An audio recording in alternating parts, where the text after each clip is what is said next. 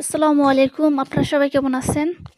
তো আমরা চকে চলে আসছি। তো এটা হচ্ছে ফসলের ক্ষেত। তো এইখানে ছেড়ো না। বাবা মূলত আমরা আসছি হলো খরগোশের জন্য কিছু ঘাস নিতে আর হচ্ছে কলই থেকে কিছু সেই সংগ্রহ যাও, যাও, যাও, করতে। যাও, হাঁটো, হাঁটো। তো এখন আফিয়া চলে আসছে আমাদের সাথে এবং আফিয়ার বোন চলে আসছে। ছেড়ো না।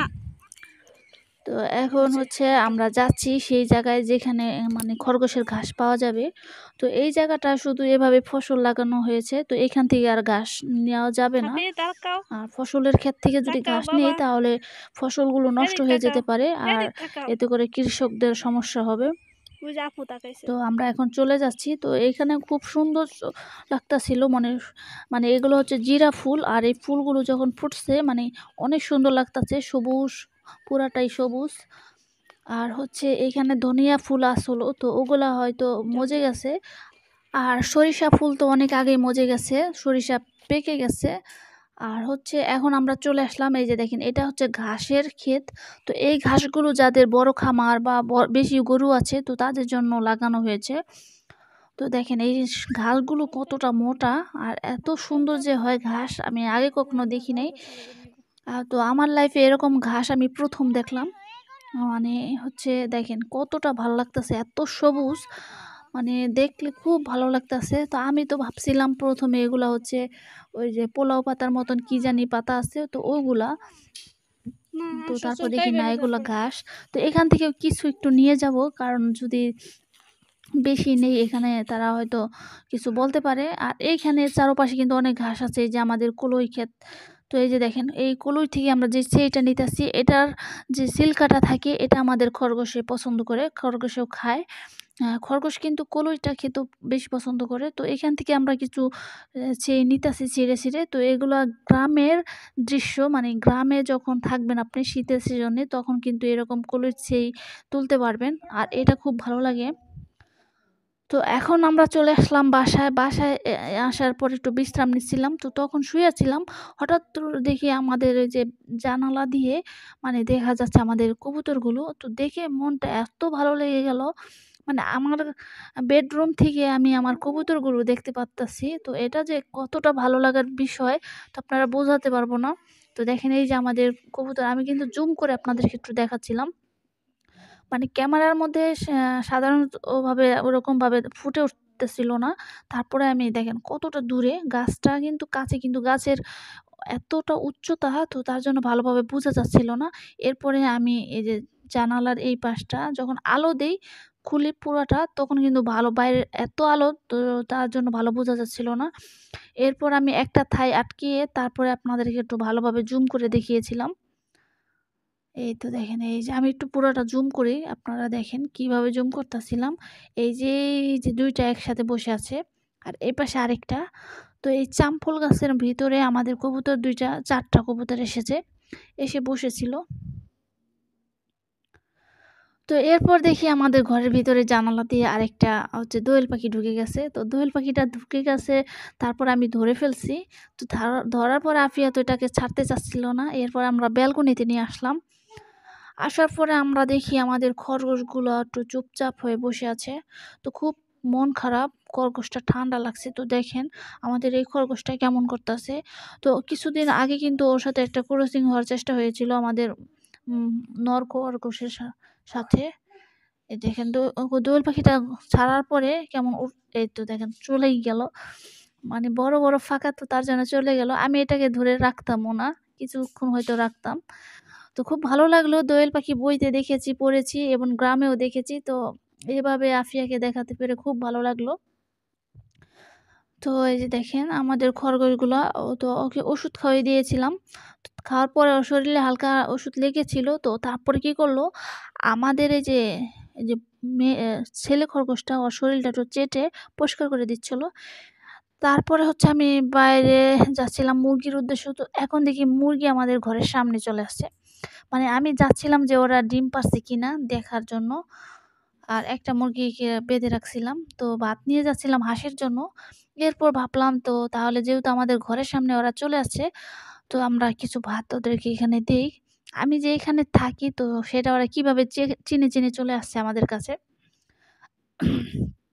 তো দেখেন আমাদের ৩টা মুরগি এখানে চলে আসছে, খুব ভালো লাগতেছে আজকে আমি এখানে থাকি, ওরা হয়তো আমার গায়ের ঘ্রাণ নিয়ে নিয়ে এখানে চলে আসছে। পশু পাখি বলে কথা, ওরা কিন্তু গায়ের ঘ্রাণটা অনুভব করতে পারে যে আমি কোথায় আছি। তো ক্ষুধা পেলে এখানে চলে আসে, তারপর আমি দেখতে পেলে ওদেরকে জানালা দিয়ে খাবার দিই। তো আমার খুব ভালো লাগতেছে, আমার মুরগিগুলো আমাকে চিনে ফেলছে, আমার ঘরের কাছে চলে আসছে। আর কবুতরগুলো গাছের ওইখানে বসেছিল। তো এখন কিন্তু আমরা চলে আসলাম, তো আসার পরে একটু দেখতেছিলাম আমাদের ফার্মি মুরগির বাচ্চাগুলো, দেখেন কি করতেছে, সব গাছগুলো ছিঁড়ে ফিরে একদম নষ্ট করে ফেলতেছে। টমেটো গাছ লাগিয়েছিলাম কত শখ করে, তো দেখেন প্রিয় গাছ আর হচ্ছে প্রিয় মুরগি দুটোটার মধ্যে প্রতিযোগিতা লেগে গেছে কে কাকে নষ্ট করবে। এই যে দেখেন আমাদের মুরগির একটা ডিম পেড়ে চলে গেছে, কবুতরের ঘরের মধ্যে একটা ডিম পারছে। আর আমাদের ফার্মের মুরগির বাচ্চাগুলো একটুখানি ভাত খাচ্ছিল, তো ওদেরকে ভাত দিব না, যতবারই ভাবি তাও হাঁসের জন্য আনলে একটু দিতে হয়, ওরা অনেক কাড়াকাড়ি করে খাওয়ার জন্য। এরপরে দেওয়ার পরে দেখি সবাই একটু একটু খাচ্ছিল। তো এখন আমি হাঁসকে ভাতগুলো দিয়ে দিব আর হাঁসের ঘরটা ছেড়ে দিব, যেহেতু আমি এখানে আছি ওদেরকে একটু দেখতে, সারাদিন তো এভাবে বাঁধাই থাকে। তো হাঁসগুলো বেশি দিন পালা হবে না, আফিয়ার পাপা চলে আসলে হয়তো জবা করে খেয়ে ফেলবো, কারণ হাঁস পালা এখানে একটু কষ্টকর হয়ে যাচ্ছে। আর আমাদের দেখেন মরিচ গাছে কত সুন্দর মরিচ হয়েছে, সবাই মাশাআল্লাহ বলবেন, মরিচ গাছে এত সুন্দর মরিচ হয়েছে দেখে মন প্রাণ দুটোটাই জুড়িয়ে যাচ্ছে।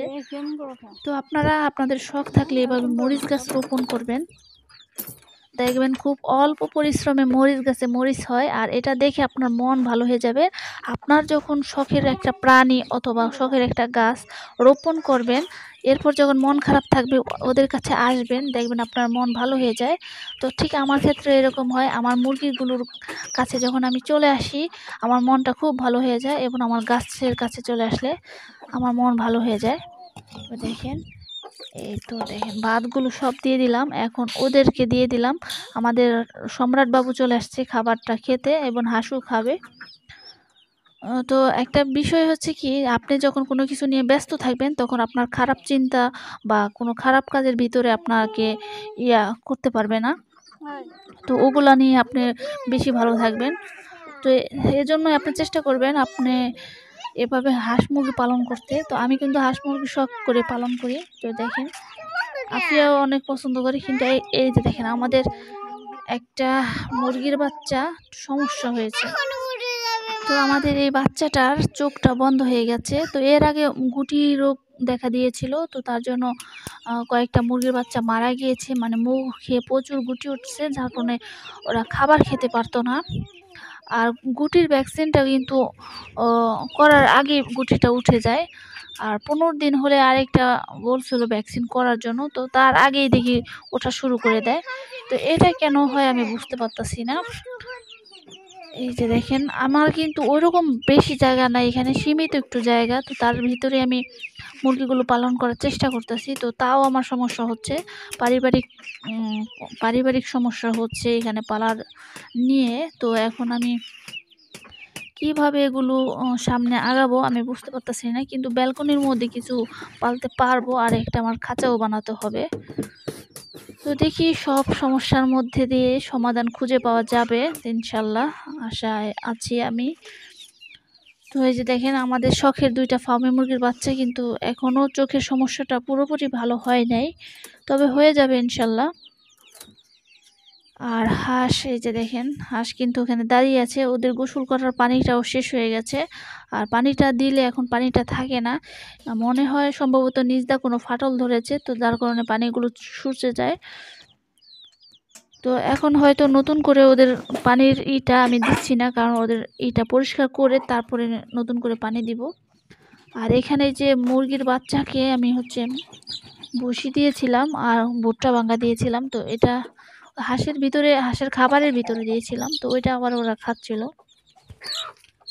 তো ওরা এভাবে মিলমেশ করে খায়, কিন্তু এই যে দেখেন আমাদের একটা মুরগি কিন্তু কুচে চলে আসছে, ওর কিন্তু ডিম পাড়া হয়ে গেছে, আর আমাদের মুরগিগুলো কতগুলো ডিম পারলো, কয়টা ডিম পারলো সামনের ভিডিওতে দেখাবো। আর কোন মুরগিটা কুচে বসাচ্ছি আর কোন মুরগিটা কুচে বসাবো না তা নিয়ে সামনের ভিডিওতে আমি আপনাদের সাথে বিস্তারিত আলোচনা করব। তো হাঁসগুলো কিন্তু কলা গাছের এই যে ছালমাল এগুলো খাচ্ছে। তো ওরা হয়তো ডিম পাড়ার আগেই এই কাজগুলো করে। তো কি আর হবে, ডিম তো মনে হয় আর বেশি দিন পালতে পারবো না, রোজার ভিতরে ওদেরকে কেটে ফেলতে হতে পারে। যদি এর মধ্যে আবার ডিম পারে তাহলে আবার কিছুদিন পালা সম্ভব হবে। তো আমাদের সম্রাট বাবুর থেকে কিন্তু যথেষ্ট বীজ ডিম সংগ্রহ করেছি।